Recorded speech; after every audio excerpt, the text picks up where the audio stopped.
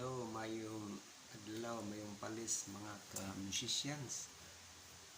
So na ko i-share sa una kung kaagi sa una sa before ko ni sugod og practice sa organ nga nanghuam ko sa una. So before ko nanghuam,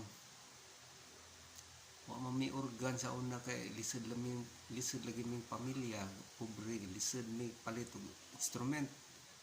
So unsay akong gibuhat, so ga-drawing kog organ sa among lamisas malbog. Naa pa ginaron ebidensya pero murag hanap-hanap na. So tungod sa akong interesado nga maka-cut-on, makamao sa organ or piano, so mo to ga-drawing kog organ. Mura po kadakon pag organ ag drawing, pintil-pin gigamit.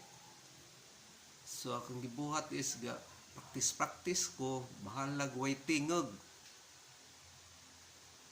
Practice ko sa fingering, insaan pag-play ang chords sa C sa organ, then mubalhin pod sa G, ibalik-balik to practice. C, then mubalhin sa F. So mo ang gibuhat na guys, tungod sa ang interesado nga gusto ko makamao. So edad ko dadto og mga 13, 14. Then timingan pod nga nakahuam pod mig organ sa charismatic boto nahuaman sa kasimana sa organ nga gamay, mga 4 octaves ra. So mo ang gibalik-balik og practice kay nalipay ko kay nakahuam na mig organ nga gamay. Kada adlaw practice so good alas 7 kutob mudto palis hangtod gabi. So organ ni init tagduro.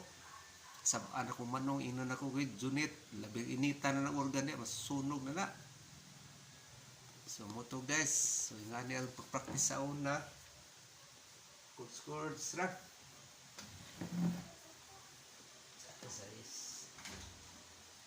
Chords, ibalik-balik ito.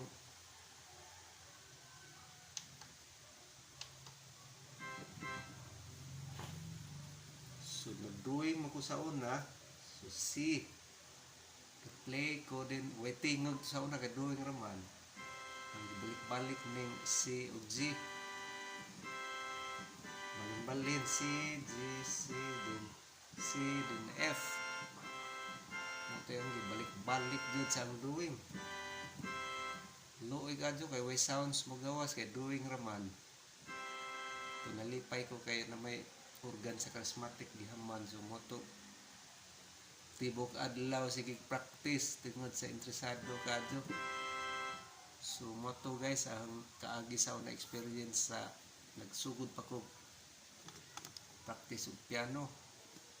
So comment lang mo guys sa comment section sa inyong mga kaagi sa una kung sa instrument nga inyong unang nahuwiran nga instrument.